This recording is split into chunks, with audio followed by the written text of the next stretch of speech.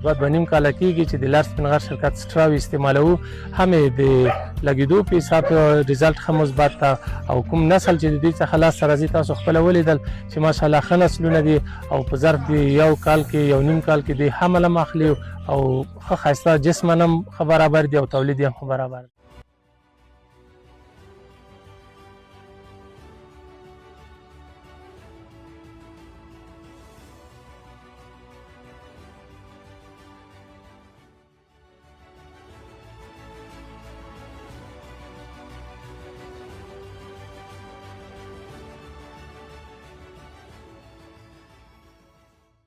स्टोरेज दलता तो हाँ माशाल्लाह شغلي دلته ستوره وای دا स्टोरेज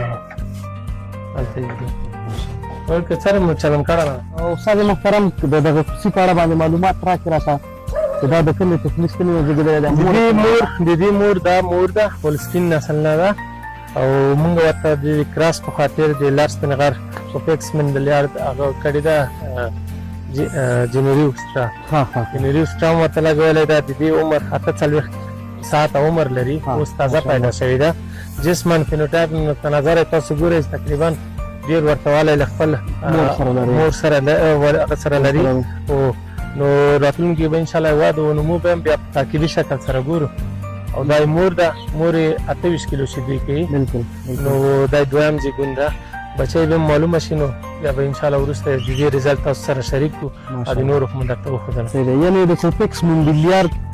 تخمي ستنې دا خصوصیات لري چې په اول ځل باندې کولی شي تقریبا تر 15% پورې چې د جنیټیکي خصوصیات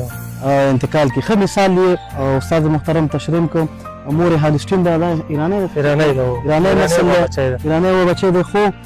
د لارډ سپینغر مالدارۍ زراعتي شرکت تخمي ستنې سره دغه نسل چې دی بیخي فرانسوي ته اوښتی دی. نو که تاسو غواړئ چې د خپلو غواګانو یا د فارم د نسلونو د شودو تولید مو لوړ کړئ او نسلونه اصلاح کړئ نو د لارډ سپینغر مالدارۍ او زراعتي شرکت فرانسوي کوپیکس منډلیارد جرمني او جي هالسټین او د انګلستان هیواد د ټوټل کمپنۍ د هالسټین نسل تخمي ستنو څخه استفاده وکړئ او په خوست ولایت کې کولی شئ چې په متون کې د استاد محترم څخه د لارډ سپینغر شرکت تخمي ستنې خپل د غواګانو د اصلاحي نسل لپاره وکاروئ. خوست خو ټولو ته معلومه ده چې یو ښه آب و هوا نقطه نظره مالدارانو ته ډېره ښه زمینه مساعده ده تر څو مالداري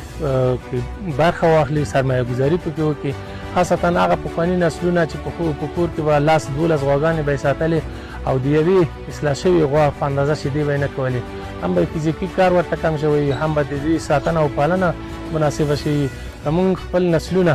په مناسبو اصلاح شوو سټراو سره اصلاح کړو نو دوی په راتلونکي کې تولید لوړېږي او هغه کوم